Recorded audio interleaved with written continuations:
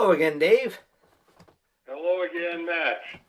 Okay, this is now. I'm going to get on to the is this true? Was it ever true that I had an open invitation to join Image Comics as a partner?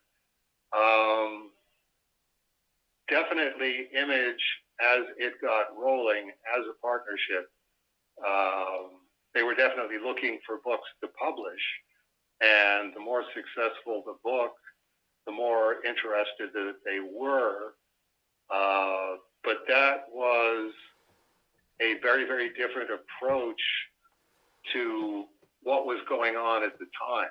Image announced that all the guys that became Image announced that they were leaving Marvel January 1992. Coincidentally, just when I was starting the very, very expensive 24-city 92 U.S. tour in association with Great Eastern Conventions, and that was pretty much it. That was all anybody wanted to talk about, and that's all anybody was thinking about. And consequently, I could put as much effort in, and Gerhard and I could put as much effort and money into trying to get some momentum going on Cerebus. And now it was the only thing of interest from the time that I did the first appearance at a Diamond Warehouse in San Francisco at the beginning of the 92 tour. And it was, did you hear that a bunch of guys are leaving Marvel and starting their own company? It was, that's a great idea, and certainly something that I think is going to benefit Dave Sim and the way that Dave Sim thinks in the long term. But also, that's a horrible thing from the perspective of what Dave Sim is trying to do here, and is just at the beginning of trying to make this happen. So, in order to completely answer the question, what do you think of Image from the creator's rights standpoint? Let me call attention to that right there, as prior to the 7 Image partners getting together and forming a company, the biggest event that had occurred was the Cerebus Turtles crossover. But at no point during that whole process of putting together a crossover did it ever occur to me that, hey, maybe I should sell Cerebus and Aardvark Vanaheim to Kevin and Peter. And it never occurred to Kevin and Peter to say, hey, maybe we should buy Dave Sim, or we should buy Cerebus, or we should buy Cerebus and Dave Sim. So this, when I talk about enactments, when I talk about God's clockwork mechanism, definitely that was something that was happening at that time. The Turtles crossover was in 1986. The creator Bill of Rights summits were in 1988, and that was really where I had my first meaningful contact with Larry Marder, the creator of Bean World, at the Northampton Summit, and was definitely, this is a guy that I want to stay in contact with and stay aware of, because he definitely had a real world perspective on things. The reason I can answer this pretty thoroughly at the moment is because I've just finished the photo archive, and I've got 1992, the envelope here, 1992 Chicago U.S. tour, Great Eastern Convention, Hyatt Regency, with headline guest Larry Marder, April 26th. I wouldn't have tried answering as thoroughly as I am without having access to this information. April 26th puts it pretty early, and that Larry Marder, at the time that I had some exchanges with him at the Northampton Summit, was really just, to me, a really nice guy. Bean World was a really charming book that I really, really enjoyed. And his wife, Corey, is wonderful. I always loved Corey. But writing down on the back of the photograph that was used on the back cover of Cerebus number 167, Larry Marder, The Nexus of All Comic Book Realities. Chicago Great Eastern Convention, Hyatt Regency, 4/26/92. Larry Marder, The Nexus of All Comic Book Realities. He had a lot of experience in ad agency level advertising and got hired by Gary Colabuano to promote Gary's chain of, quote, Chicagoland, unquote, stores, Moondog. So a national comic book tour, which I was embarked upon and trying to figure out, okay, how do I make this bigger and bigger, more bang for the buck? A national comic book tour that Gerhardt and I were doing with Cerebus was a good fit with what Moondogs was doing. We'll get in on this Great Eastern Conventions tour that Dave Sim is doing and pump it up at two of our Moondogs locations. Of course, since we were all starting this at pretty much at the beginning, they were fine with me, quote, pirating, unquote, Likas and Levine, the PR firm in Chicago that they used to promote stuff. That's fine. You want to hire Likas and Levine to do the publicity for 1992 tour. That's great. We'll use them when we use them. You use them when you use them.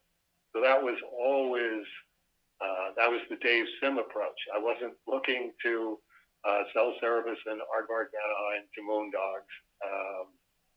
I don't think Moondogs was interested in acquiring Cerebus and Aardvark Anaheim, but we were all going, whatever we think would help each other, we'll help each other.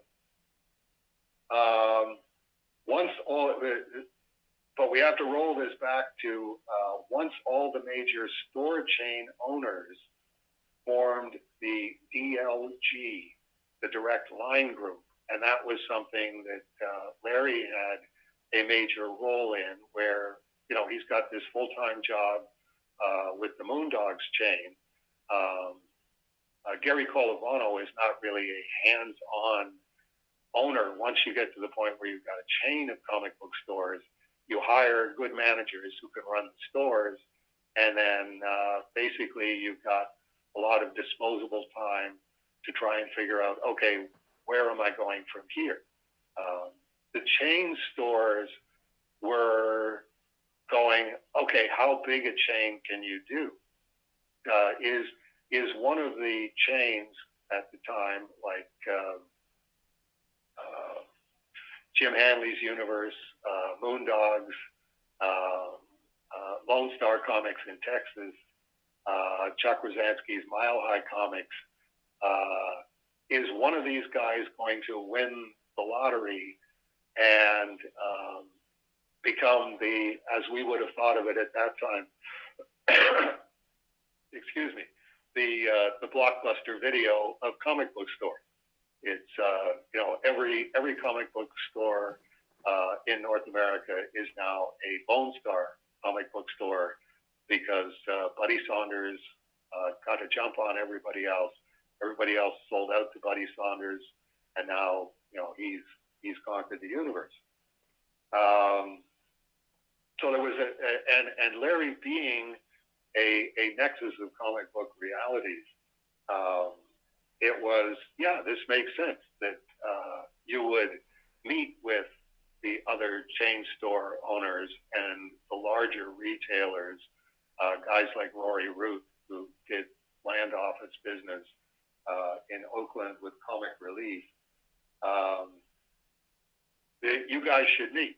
You should be definitely in touch with each other. What happened was that these guys meeting, it always reminds me of Napoleon's axiom, which was you can do anything with bayonets except sit on them. It's by the time you're at the bayonet stage and you've got all of your bayonets mobilized, you've got to have them pointing in some direction and directed at some other military force. And you can tweak it, but you got to just go full speed ahead. You can't just alarm your opponent by going, this Napoleon guy has got a lot of bayonets. Maybe we should probably do something about it. You and me and whoever else. And this is what happened with the Direct Line group. They would go to San Diego trade show, or they would go to the Diamond trade show, and then they'd all go out for dinner together. And it's like, this threw a scare first into Marvel Comics, where Marvel went, wait a minute, this is a substantial part of our business going through these guys' stores, these 7 guys or 8 guys or however many guys there were. They're definitely a threat. If they get together and go, as the Direct Line group, we're making this demand. As the Direct Line group, we're making this other demand. And if you don't like it, we can do your part of the business. Which was the point where Marvel Comics bought Heroes World, one of the smaller distributors, and decided, you can't do anything to us. We're Marvel Comics. We're going to distribute all of our comic books through Heroes World and not distribute them through anybody else. And it's like, you can't scale that up. And they didn't know that at the time. There's never been anything like the direct market in terms of this massive cash and carry business. Nobody was carrying massive amounts of debt. Everybody had to pay their distributor if they wanted to get, next month's comics. The distributors had to pay the publishers if they wanted to get next month's comics. And it was just giant piles of cash, which most industries aren't like that. So it threw the major scare into Marvel, which when they started distributing through Heroes World, that threw a major scare into Steve Geppi at Diamond Comics, going, I'm now missing a giant chunk of my business. Marvel was, as Marvel usually is, 50% of his business, or 40%, or somewhere around there. But definitely, you don't want at that scale losing a giant chunk of your livelihood. So Steve Geppi countered the twin threat from the Direct Line group, who hadn't even decided what they were going to do or if they were going to do anything, and Marvel self-distributing by launching the Exclusives War, which, okay, Marvel's gone exclusive with Heroes World. Now I need to get everybody else besides Marvel, starting with DC and then Image and then Dark Horse, and pitching them on going with Diamond instead of Capital City, because comic distribution was a duopoly between Marvel or between Diamond and Capital City, and that killed Capital City, because everybody went, if I'm going to pick between Capital City and Diamond, I'm picking Diamond. In which case, the only publisher, I think, that went through Capital City decided to go exclusive with them was Denis Kitchen with Kitchen Sink. And it's like when I went, no, I was already exclusive with Phil Suling. I have no interest in getting into an exclusive situation with any distributor. I'll sell to any distributor who wants to buy from me. But that effectively, sin of omission, killed Capital City. It's like, me and Denis Kitchen can try and shore you up, but if you've got me and Denis Kitchen, and Diamond has got DC Image and Dark Horse, you're not going to last very long, because that's just, you don't have enough volume to support all of your warehouses and all of your infrastructure and everything else. I met with John Davis and Milton and went, okay, you'd have to tell me what you're going to do for me if I go exclusive with you. Are you going to turn Capital City into the Cerebus distributor? This is our self-identification. This is what we do. We promote Cerebus exclusively. It's the only thing that actually comes out monthly, and we're going to have to make Cerebus 10 times the size that it is on the offhand chance that Cerebus can save us. And it's like, they're just sort of staring at me going, what are you talking about? And it's like, I'm talking about reality. You've lost all of these other companies. I'm not even the size of Dark Horse. I'm certainly not the size of Image, but I'm also bigger than everybody else, every other company that's on the table. What can you do for me? And it's like, that was it. It sort of came to an end. I went as far as doing the internal correspondence. It's not over till we say it's over. Cerebus smashing the giant Cerebus Superman statue, and that came out. And I think Capital City was able to keep going for maybe 2 months after that. And it's like, okay, it's not over till we say it's over. We're still not saying it's over, but it's over. So then moving on to the next photograph here in the Cerebus archive. Where are we? Here we are. This is a photo of, I got Rolly to scan all of these photos, so you can have these as a backdrop while I'm describing this. Larry landed on his feet as the Image consigliere.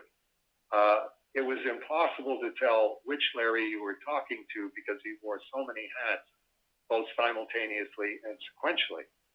What was good for Image Larry wasn't necessarily good for Beanworld self-publishing.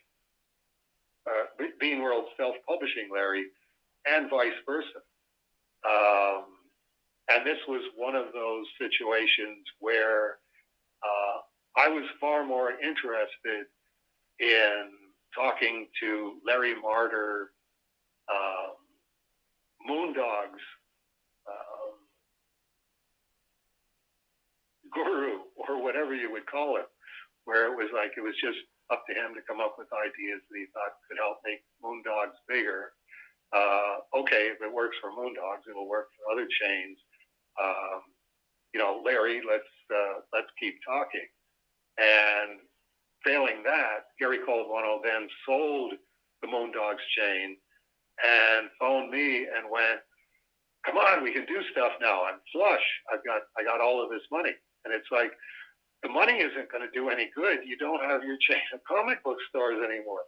Chain of comic book stores was where you had your influence. I don't think we really have anything to talk about anymore. And of course, Larry, didn't have a job as Gary Colabuono's second in command, but which is where I say Larry landed on his feet as the Image consigliere.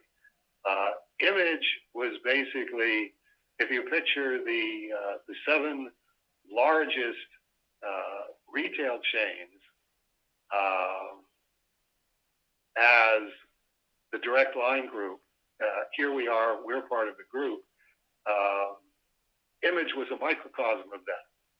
It's like, yeah, you know, comics is about comic book store chains, and comic book store chains are about making comic books more popular.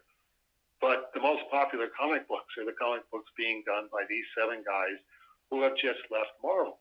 It's this really weird clockwork mechanism that's turning Image, the 7 creators in microcosm, the Direct Line Group in macrocosm from a business sense, and everybody's going, you know, WTF with exclamation marks after each one of them. Everything was going along so smoothly. What in the hell has happened? And that's when I get to a good example. Larry, as Image consigliere, former Moondogs guy, Bill of Rights creator, self-publisher, he would just talk to Jeff Smith about what was going on. You know, Jeff Smith's only been in business for 6 months, 8 months, and all of a sudden all of this stuff is going on that everybody's freaking out about. And you know, Larry very matter-of-factly and very level-headedly would talk to Jeff about what was going on with the exclusive wars and where all of this came from, and you know what the Direct Line Group was and everything else. And but Jeff was just the only Larry Marder that Jeff Smith knew was the Image consigliere. So the more Larry talked, the less Jeff understood about what was going on, and all of us were just trying to figure it out on the fly. Jeff would decide to take Bone to Image, and it's like Larry is the Image consigliere, but he had in no way intended that would happen. I'd intended that, but it would happen. In a sense, we were all living inside the Larry Marder law of the unintended comic book consequences through the 1990s in exactly that sense. I was always a self-publisher first. That was the important thing, that I had the creative autonomy because I had the business autonomy to do whatever I wanted to do creatively, and that was not something that was on the market. That wasn't something that I would trade anything for, because I'd be trading my cow for some magic bean. But that became a schism in the creative community. I remember Colleen Doran going on a sojourn with some other cartoonists to Mort Walker's mansion, wherever Mort Walker had his mansion. Mort Walker was High and Lois, Beetle Bailey, you know, the whole chain of these newspaper comic strips. And there was a cartoonist there from, I forget where it was, Mexico or Venezuela or something. And he's looking around at Mort Walker's mansion and going, they give me a house like this, they can take all the rights that they want. And it's like, that's just a different attitude. It's like a big house is the same as, to me, Gary Colabano's giant pile of money. It was far more important for you to have the Moondogs chain and see that through than to go, look at me, I've got a giant pile of money. So consequently, what I'm saying is that in retrospect, in terms of what would be the best decision that I could make in 1992, when Image was getting rolling would be, okay, I'm going to do the 300 issues. I'm going to do it for 26 years, 3 months, and get it done. But the most sensible thing I can do right now is to do a 3-month, 4-month, 6-month miniseries for Image, while Image Comics are selling each of them 1 million copies. Every time a new Image comic came out, it sold 1 million copies. And take that money and use that as basically permanent insulation. But in terms of, again, what I was doing, I'm Dave Sim. I self-publish as Aardvark Vanaheim. My book is Cerebus. I'm doing 300 issues for 26 years and 3 months. Changing that for the sake of money, that would completely undermine why I was doing what I was doing. And that's part, again, of God's clockwork mechanism, is, the adversary saying, no, Dave Sim puts his pants on one leg at a time, same as everybody else. He can be tempted by giant piles of money. And God saying, well, okay, this Image thing is happening. According to your thesis, he should either sell Cerebus to Image or stop doing Cerebus and do something for Image, because he knows, there's all these giant piles of money on the table. And it's like, Dave Sim didn't do that, which essentially put Dave Sim at complete odds with the comic book field and with the creative community. And the comic book field and the creative community and the comic book stores, and the comic book conventions and the distributors all essentially moved 20 steps away from Dave Sim, and then went, oh, look, crazy Dave Sim has been, left out of what is going on. John Lennon's "You No Longer Run the Ball," and it's like, well, okay, if that's what happens, I don't have the influence and I don't have the cachet that I used to have, but I'm doing it for the sake of what I consider integrity. Then I'll just live with that. The same thing as I don't think feminism is what you think it is, so I will make this a big part of the 6,000-page graphic novel, and that pushed and pushes me further and further away from the comic book field. But I'm kind of on a quest for truth here, and falling for what I would consider a scam like feminism. That's why would I do that when I won't fall for all of these other scams? So, Mike, when you're saying, what did you think of Image from the creators' rights standpoint? The most important thing about Image, and this was something that Larry Marder said to me, was because Larry was a self-publisher, Bean World was near and dear to his heart, and was always at the forefront of his thoughts as, is this going to benefit Bean World or not? So we were kind of on the same page that way, but he did say, this Image thing isn't going to happen very often. This is like 7 simultaneous lightning strikes, all happening at the same time, in the same spot as a collective.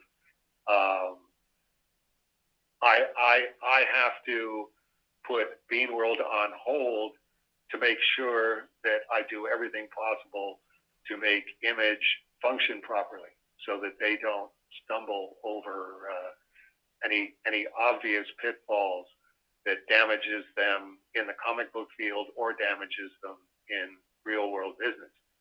And the persuasive argument was, one of the things that Image had was You can bring your book to Image and publish through them, and then you can leave. If you go, well, okay, this isn't what I thought it was going to be, I want to do something else. Which is why that was important that Jeff Smith did that. Jeff basically took Bone to Image just long enough to not have to face the exclusives question. Who is Jeff Smith going with? Capital City or Diamond? And go, well, I'm going wherever Image is going. And Image went with Diamond.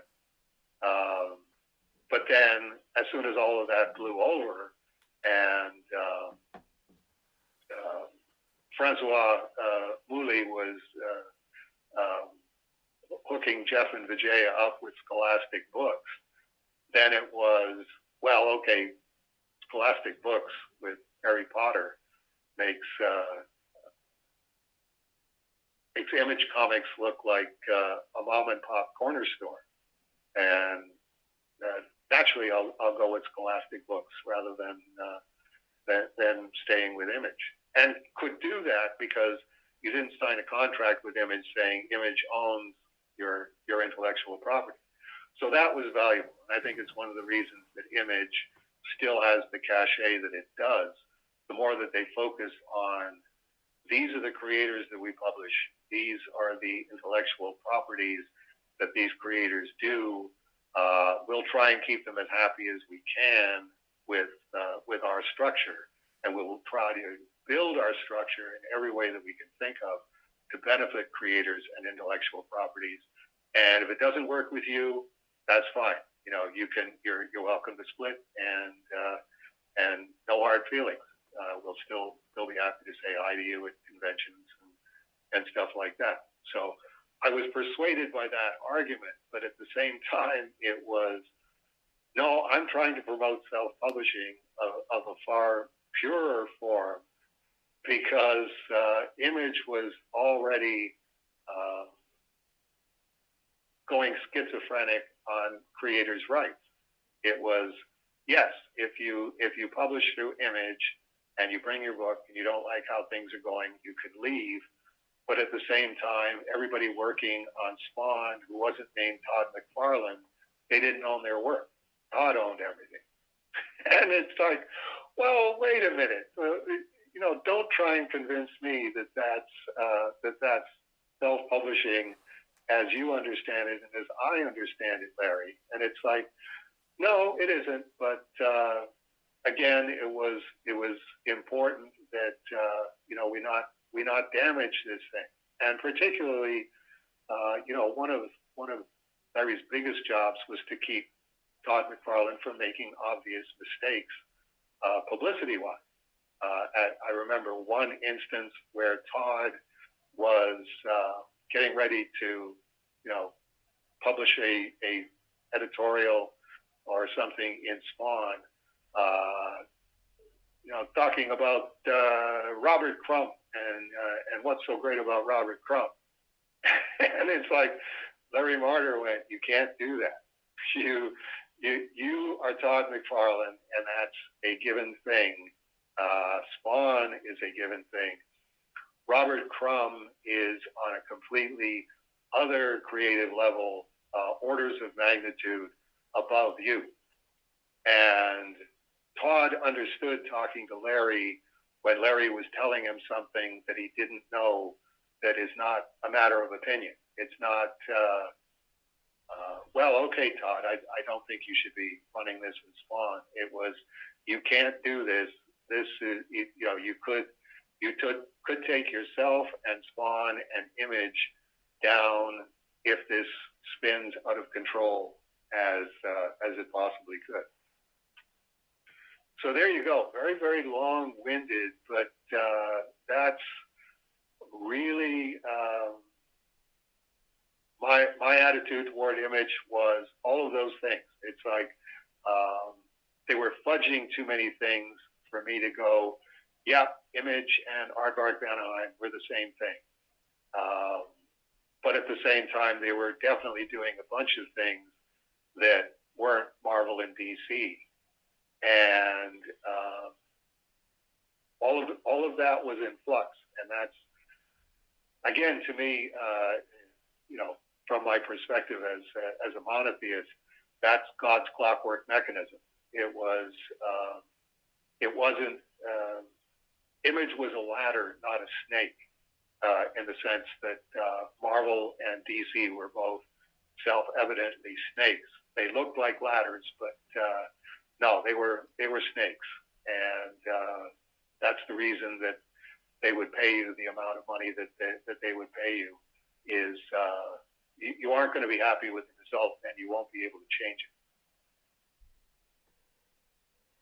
Well, the initial question of did you have an offer to be a partner, and and the legend goes that yes, you had an offer to be a partner, and it's an open-ended offer type thing, and Rich Johnston from Bleeding Cool is the one that at one time Dave was offered to be a partner, and I'm going, every time I read it, I'm like, it doesn't sound. I mean, yeah, maybe when they first were starting up, they're like, hey, Dave, do you want to come in and run our company? And you were like, no, you guys need to run your own companies.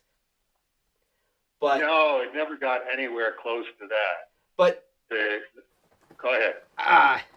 It struck bells in the back of my head of that. I vaguely remember something about this, and during the break, I went and grabbed my copy of I Have to Live with This Guy by Blake Bell, because in the Denny interview, which I know you've never read, at one point it's Denny's biggest mistake is turning down an offer from a group of young upstart artists looking to break away from, quote, the man.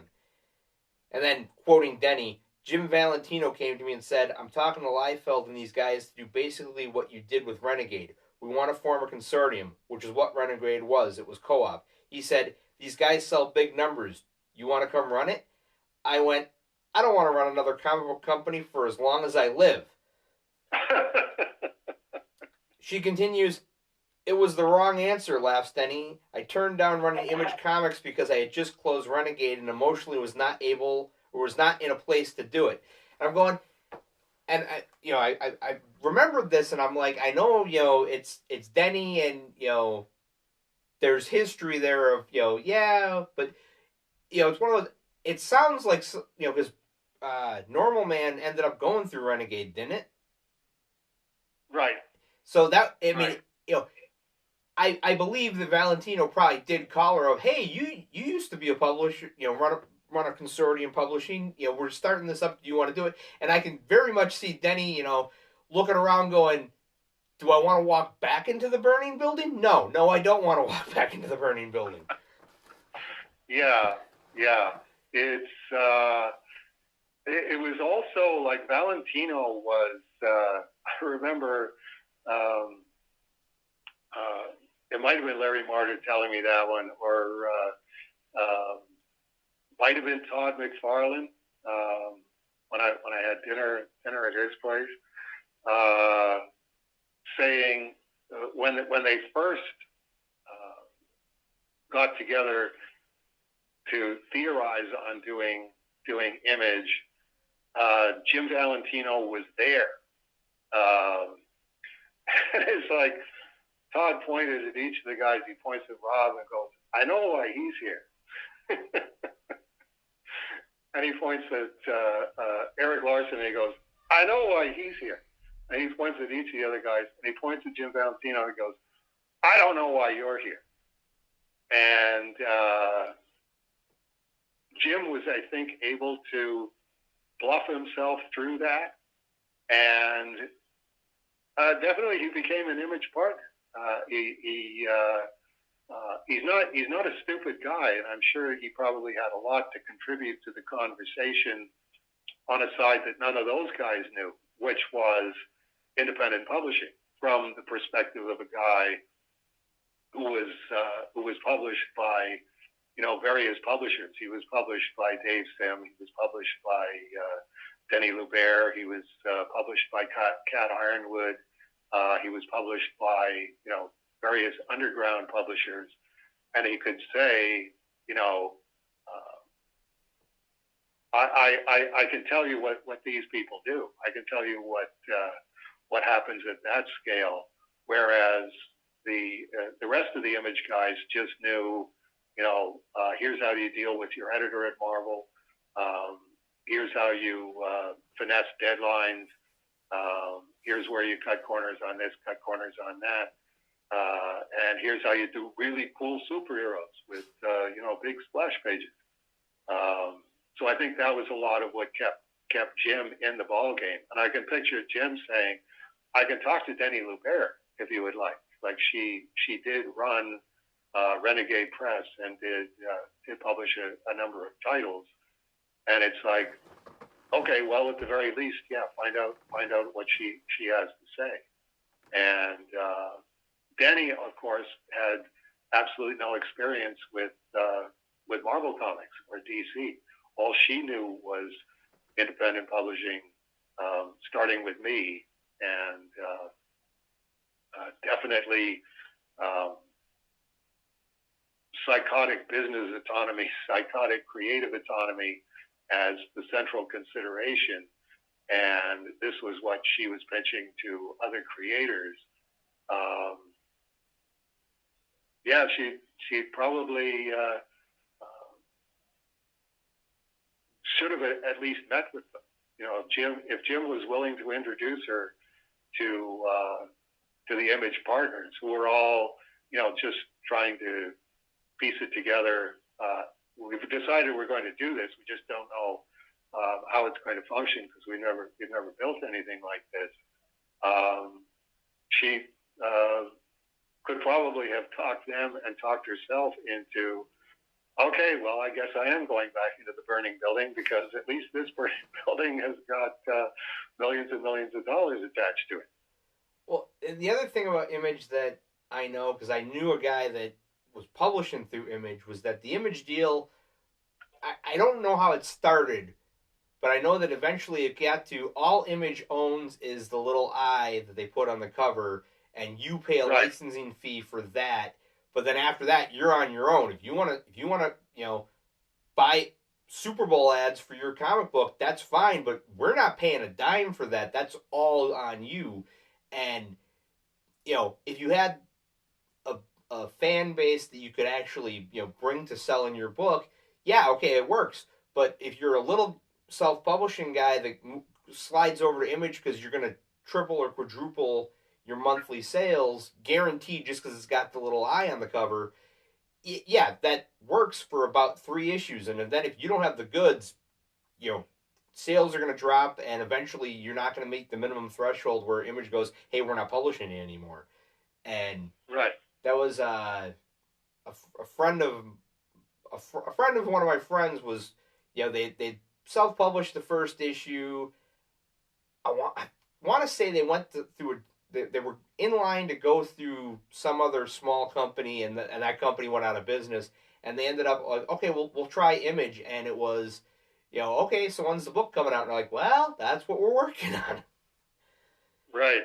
And eventually they ended up going to Dark Horse because it was Dark Horse offered a better deal where we'll throw a little money at the marketing so that you don't have to do everything, because Image was essentially you're self-publishing, just hoping that being in the front of the catalog is going to get you the sales you need. Right. And the cachet was like unbelievable at the beginning. That eye on the cover, because we are the nation of Marvel zombies, where I buy comic books that say Marvel Comics on the front of them because that's just what I do. Those are the best comic books because it's the biggest company. That extended to Image. It was this is how I buy my comics. It's I will collect every Image comic, and as a matter of fact, local comics retailer, I'll take 100 of each Image comic that comes out sight unseen. That couldn't end happily, but there was definitely millions and millions and millions of dollars on the table for a good 6 or 7 months there. Which is okay. I've got another prayer time coming up. Okay. Hold that thought, and we'll pick up with you commenting on what I just said when I come back. Okay. See you in a while. All right. Bye.